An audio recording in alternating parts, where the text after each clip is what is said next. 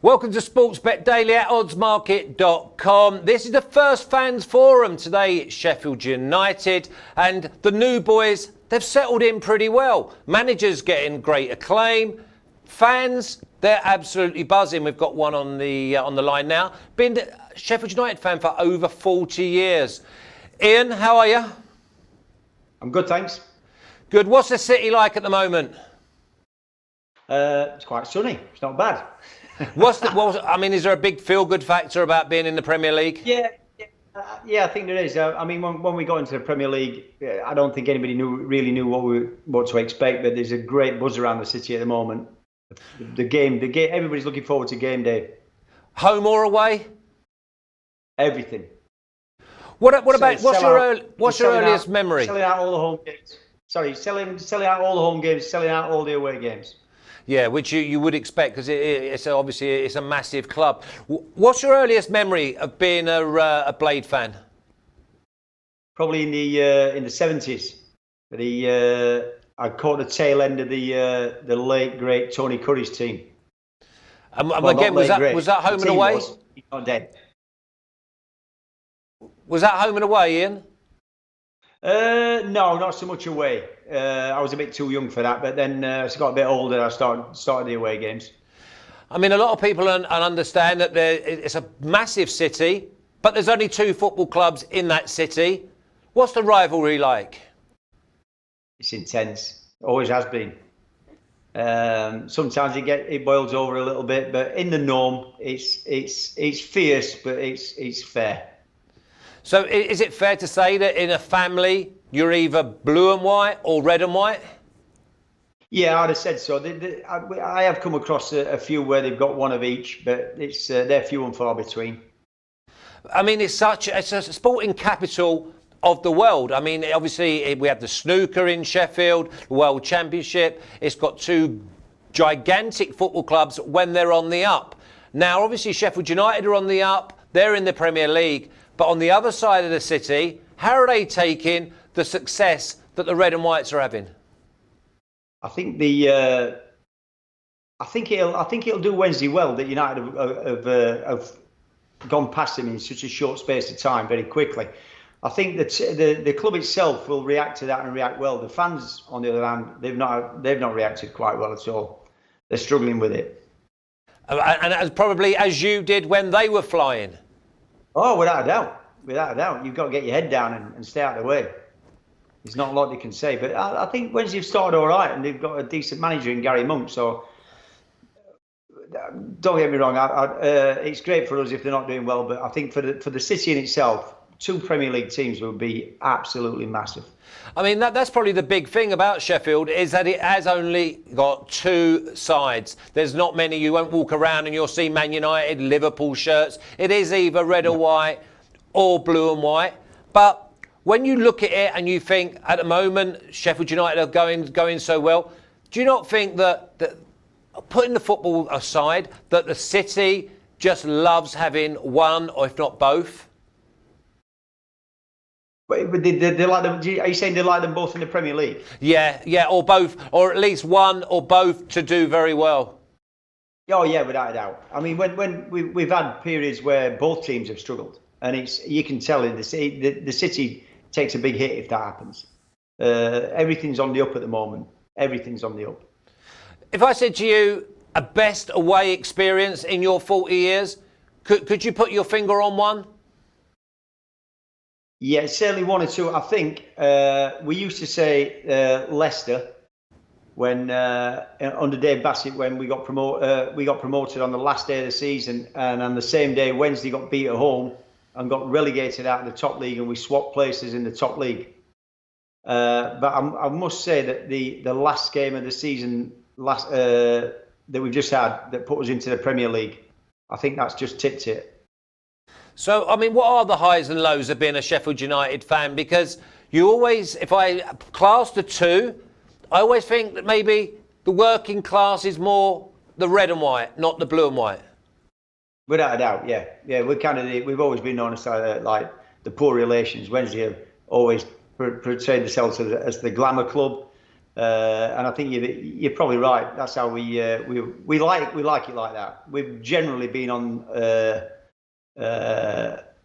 probably behind Wednesday in a lot of respects, but the tide's turned.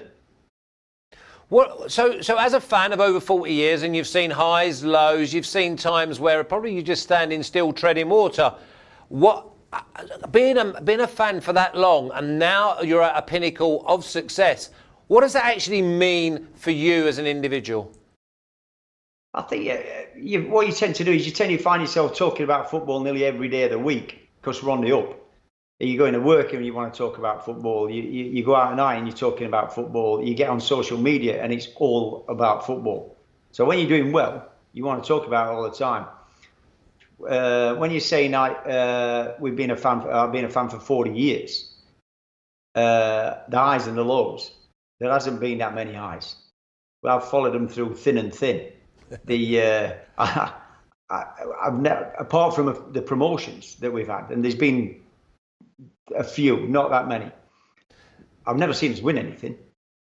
No, I haven't neither, funnily enough. But the big thing is, though, Ian, when you go on and you have the lows, and you go to a game and you think, oh my God, does it affect the whole next week? Does it you don't go out on that Saturday night, or do things never get that bad? I think for a lot of people it does. It does affect them. It affects them on the day and through the week, and you will get a lot of people just going straight home and kicking the cat and staying in. And it was only up till probably 3 years ago since Chris Wilder took over that we were having a torrid time, but we'd still all go to the game together. It became more. It's entrenched in you that you've always gone, and so you always go. So it becomes more of a social thing. Where you go to the game every week because you only see these people once a week. Yeah, obviously you've given me a great link in there to our friend. Chris Wilder, teammate of mine at two different clubs, obviously started his career at Southampton, got booted out for being too sloppy and taking things for granted. These are two things that he doesn't tolerate now as a manager. How well has he done? I think it's hard to measure how well he's done. I mean, since he started in his management career, it's always been positive. He's probably, apart from I'm thinking about Pep and Klopp and maybe one of Pochettino, he's never been fired from any job he's ever been in. And in management, that's a pretty tough track record. So whichever club he's been at, he's done well. But then he came to Sheffield United, and this was going to be the poison chalice, the toughest task he's ever had. And it could have very easily, the squad he took over was probably the worst we'd had in 40 years. So it was a terrible starting position, but he just, apart from the first 3 or 4 games where I think we had 1 point after 5, he just changed it, and then we've never stopped. We've never had a lull. Yeah, I mean, that's the big thing, isn't it? The higher you get, the bigger problems, the more problems that come along with you. Obviously, got to be man management and everything else. But all said and done, it's what happens on the pitch. Now, all right, you've not won every single game, but the acclaim he's getting for his tactical awareness of working with the tools he's got has come from high and low throughout English football. Well, if you have to look at the players we've got. We haven't got a Premier League team. They're not Premier League players. They're probably Championship at best. Some of them we got from League One. So to be where we are, which is not a bad start. It could have been slightly better. We've been a bit unlucky in some games. We rode our luck a little bit at Chelsea to get a point late on. But apart from that, we're probably feeling that we could have been 2 or 3 points better off than where we are now. And where we are now is probably where most people thought we might be if we were doing all right. So the feeling around the place is still really, really good. Well, I mean, again, you've just given me another link because you say that you haven't got a Premier League player, but you've got a world-class player in that little Italian left-back, Camaraderie. Yeah, we've got one of those. Yeah, he's not bad. But, I mean, that comes from the manager. He builds that. He builds that everywhere he goes, really. But I mean, he's took it to a different level at this club, and maybe that's a bit of it because it is his club, and he feels a little bit more. He's got that affinity with the fans. He knows what it's like. I mean, we're in the Premier League now, and you couldn't go to any other Premier League club where the manager used to go and watch his team home and away. Yeah, you can't find that. I mean, everybody knows his story now, from ball boy to player, fan, and now manager. Everybody knows that story, and you can't find that anywhere, can you? the big thing for me is, and I've wrote a couple of articles on Sheffield United, and it is the togetherness. It is an unbelievable work rate of, okay, we know, and I think this is it, they're self-admitting of the players knowing they haven't got the quality, and although there is quality in that squad, they haven't got the quality, but they will not be outworked. No, we won't be outworked. And I think when we look at the players, the fact that they're not household names, we know that. They're not the household names that everybody knows. But I think a lot of them are a lot better than people give them credit for. Yeah, I think that's fair dues, and I think the big thing is though, with that spirit, last minute equaliser down at Bournemouth, got that little bit of luck, but still come away and you make your own luck. I mean, you don't get a last minute equaliser away at Chelsea by having the ball in your own box. So there must have been a lot of good things there. Last week, 22 shots on goal combined with Southampton, and I watched the game, and obviously I come from Southampton. Couldn't believe that, first of all, the goal was disallowed for VAR. I thought that was very unlucky. Yeah. And secondly, how is a penalty not given when an opposing player turns his head on the ball and elbows it out for a corner, and he gives the corner and doesn't even go upstairs? Well, apparently every incident like that has got to go upstairs. It didn't. So we're a bit unlucky in that sense. The offside one, if it's last year, it's a goal. It's this year, you can see why they gave it. I mean, we're all screaming for a goal, but we can see why they were given that. But if you go back to the Leicester game, and although the volley, what's his name, scored, it was unbelievable. Yeah, it was great finish. There's a clear foul in the build-up, a clear foul, and every he's got both hands on his shoulders. Every goal's got to get checked. It gets checked, we don't get it, and we lose the game. So they're fine margins. But apart from that, on the Southampton one, I think the players have come away from that thinking, we don't need to change a lot. We did all right. It's just the last little bit and we're learning on the job. That's the other thing. So these players are learning on the job. They're learning how this league works. Yeah, I'll tell you how this league works, and there might be a little bit too much confidence coming from the manager to the players, because most of your goals against are coming from you having the ball and still wanting to play in the wrong areas. Yeah. Well, you say the wrong areas. He likes the system, and we play the system. So I think when you look at it, they'll analyse everything.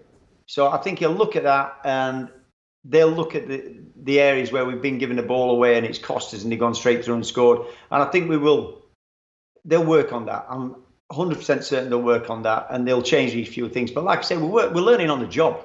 So you make a mistake, like we did against Leicester, square ball, Vardy gets it, he's on fire, it's a goal. Same against Southampton last week.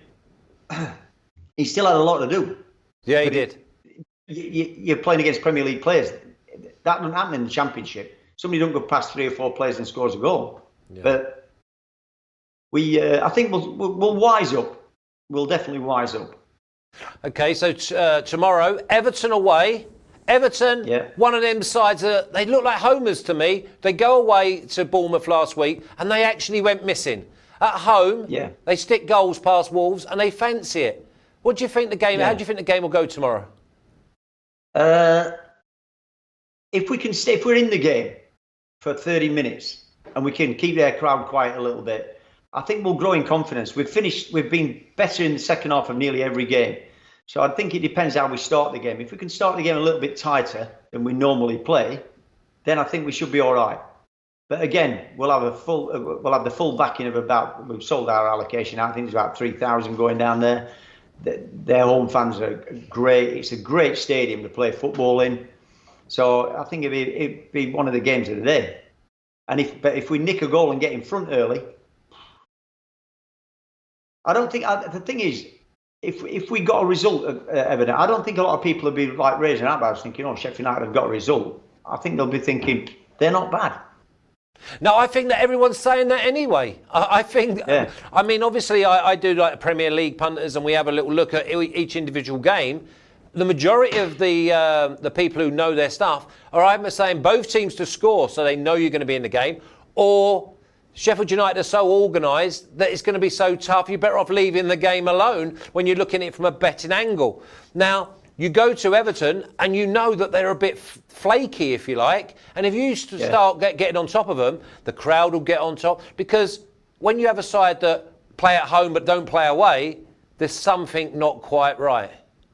Yeah, without a doubt. I mean, it's old saying, you can't turn it on and off like a tap, not football. So the fact that like you said, they did go missing last week. They weren't very good at all. Can they come back and just walk out and change the game plan? I'm not so sure. I think they're right. It could be a game to avoid from a betting point of view. Where is Sheffield United right now behind the scenes? Obviously, the manager's got everything sorted that he can control. We've seen in the news recently about the takeover and the finances. Are Sheffield United all at one? We are now. We needed a decision to be made. It was made on Monday. Obviously, it was going to go one way or the other. It's gone the way of Prince Abdullah.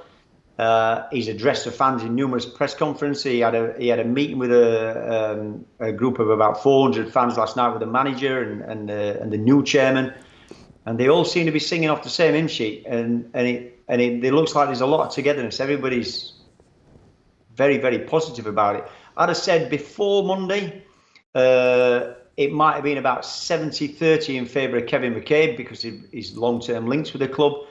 Kevin didn't get the result. It came as a Prince, and the fans have turned very, very quickly on side to the guy that's won it. So he's saying the right things. He says he's going to take the club forward. He's not looking to offload the club or sell it or cash in. So it looks pretty good at the moment. Maybe he might buy something around the Manor area.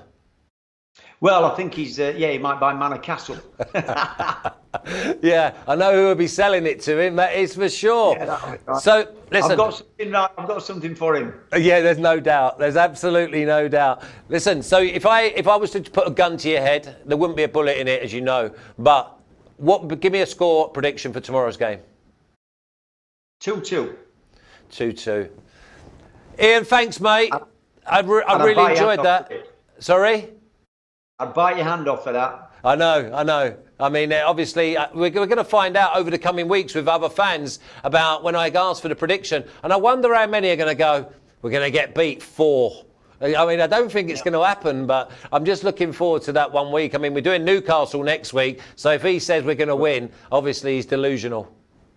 But the going 2-0 down in the first half to Chelsea, we couldn't really get the ball. We didn't have a good 45 minutes at all. And I was looking at it and thinking, we weren't expecting to get a result at Chelsea, but I'm thinking, please don't get done. So if they come back out and keep it as it is, no, you don't want to go away from home, especially even the new boys, and get done 4s and 5s. And teams like Chelsea and Man City and Liverpool can do that to you. So the fact that we nicked one back and then got a result, it was for the fans that were there. It was just that's for us is like the trophy that we've never won. Getting points like this. See, and that's the other thing that you look and you think some of these fans have never been to Premier League grounds. You've got a new generation of fans and they've only ever seen it on the telly, and now obviously match of the day in the evening. They rush home and because they know their team's going to be in the spotlight. But you look and you think the players have not been in the Premier League. Well, I think the manager mentioned that, and he says he's trying to drill home to them that we're not here for a day out. They're standing looking at who you can swap a shirt with before we can kick a ball. So if he gets that right, I think we'll be all right. Listen, it's been great talking to you, mate. I wish you all the best. You know that. Just hope maybe the other side of the city, they pull their finger out They get themselves up there, and the derby days won't be far away. I'm not sure you're cheering that one on, though. No, I don't know. I like a derby day, especially lately because we've not lost one in the last 4, so I'm all right with that. Top man. Thanks, Ian. You take care. Thanks for your time. Thank Cheers, you, mate. Bye-bye. Thank you very much. That was the Fans Forum with Ian, Sheffield United fan for over 40 years, loving life in the Premier League. It's amazing, though, isn't it? How you come a little bit more balanced when things are going well. And for Sheffield United, things are definitely going well. Till next time, see you soon.